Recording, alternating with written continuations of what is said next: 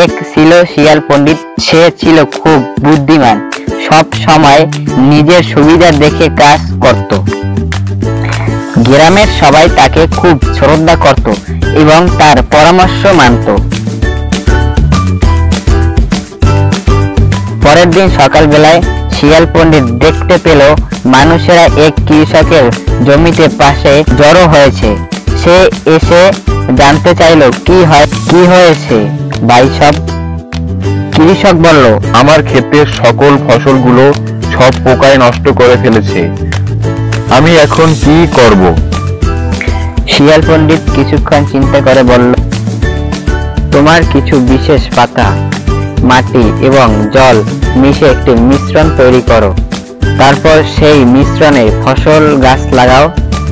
এটা করলে পোকামাকড় দূর থাকবে। গ্রামের সবাই মিলে সেই মিশ্রিত তৈরি করে ফসলের গাছে লাগানো কিছুদিন পর দেখা গেল যে গাছগুলো আবার সবুজ হয়ে উঠেছে এবং পোকাগুলো দূর হয়ে গেছে। শিয়াল পণ্ডিতের বুদ্ধিতে গ্রামের সবাই খুশি হলেন এবং তাকে ধন্যবাদ জানালো। শিয়াল পণ্ডিত মুচকি হাসলো,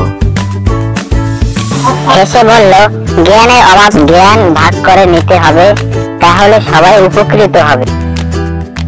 সেই দিন থেকে শিয়াল পণ্ডিত আরো বেশি জনপ্রিয় হয়ে উঠল এবং গ্রামের সবাই তার বুদ্ধি এবং পরামর্শের প্রশংসা করতে লাগলো। এইভাবে শিয়াল পণ্ডিত তার বুদ্ধি দিয়ে সবাই সাহায্য করতে লাগলো এবং গ্রামবাসীরা সুখে শান্তিতে বসবাস করতে থাকলো।